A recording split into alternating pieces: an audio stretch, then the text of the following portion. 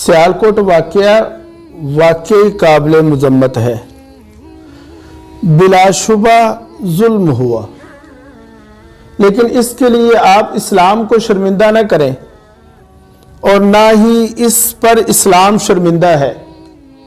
اسلام کسی کے فعل بد کا بالکل ذمہ دار نہیں۔ اسلام تو سراسر نصیحت ہی نصیحت ہے۔ الدین النصیحہ، فرمائے اسلام خیر خواہی کا نام ہے۔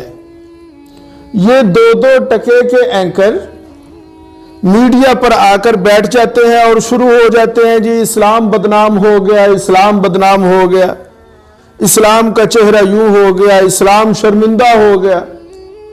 کبھی کفر اور یورپ کو بھی شرمندہ کرو حرام خورو، ہمیشہ اسلام کو ہی شرمندہ کرتے رہتے ہو۔ میں نے کہا کہ اسلام اپنی علامات سے پہچانا جائے گا۔ اگر اسلامی علامات موجود ہیں تو وہ اسلام ہے، اور اگر اسلامی علامات موجود نہیں، نشانیاں موجود نہیں، تو وہ اسلام نہیں، وہ تم ہو، وہ تمہارا چہرہ ہے، وہ اسلام کا چہرہ نہیں ہے۔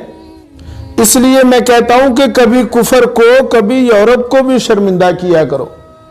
کیا کیا ظلم نہیں کیا کفر نے اور یورپ نے مسلمانوں پر۔ ابھی تو ہیروشیما کے کھنڈرات سے دھواں نکل رہا ہے، ابھی تو فلسطین کے زخم تازہ ہیں، ابھی کل کی بات ہے برما کے زخموں سے رشتہ ہوا خون سارے زمانے نے دیکھا۔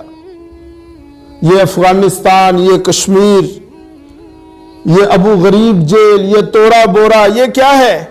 کبھی ادھر بھی توجہ کیا کرو۔ لہذا اصل مجرم تمہارا نظام انصاف ہے، تمہارا فرسودہ نظام ہے اصل مجرم۔ اگر تم نے ماتم کرنا ہے تو اپنے نظام انصاف کا کرو، اگر رونا ہے تو اپنے نظام انصاف پر رو، اگر برا بلا کہنا ہے تو تم اپنے گھسے پٹے فرسودہ نظام کو برا بلا کہو۔